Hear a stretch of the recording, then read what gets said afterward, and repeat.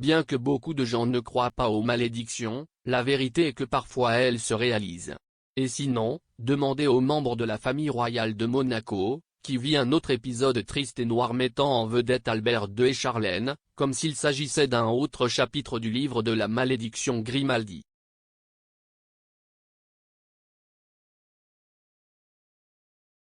La légende raconte que c'est au XIIIe siècle que cette malédiction est née. À cette époque, le prince Régnier Ier enleva une flamande, dans un acte qui n'aurait jamais dû être commis. Parce que cette femme, après les événements, a maudit Régnier et ses descendants.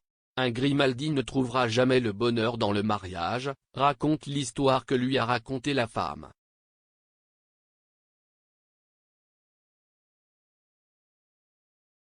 Et la vérité est que le bonheur dans les mariages des descendants de la famille royale de Monaco a brillé par son absence.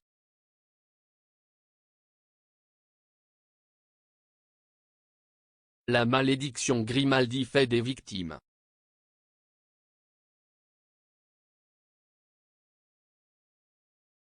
En ce sens, il convient de rappeler la mort de la princesse Grace et de son gendre, Stefano Casiraghi.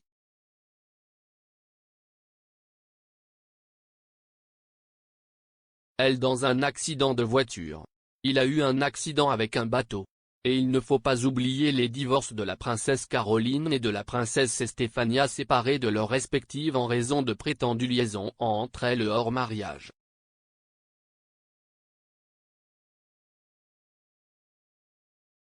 Une malédiction à laquelle Alberto II a tenté d'échapper à tout prix. Autant faire signer à sa femme, Charlène, un contrat, dans lequel il obligeait l'ancien nageur à rester dans la famille royale en échange de 12 millions d'euros par an.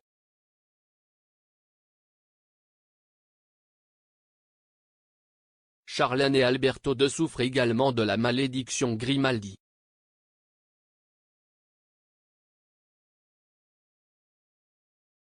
Et oui, l'argent a servi à maintenir la validité du mariage.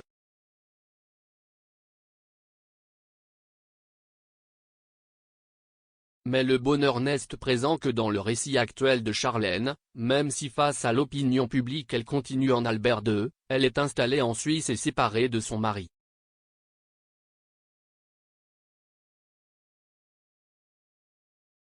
De même, il semble qu'Alberto II ait senti que, peu importe le nombre de contrats qu'il signait, la malédiction Grimaldi pouvait encore être très présente.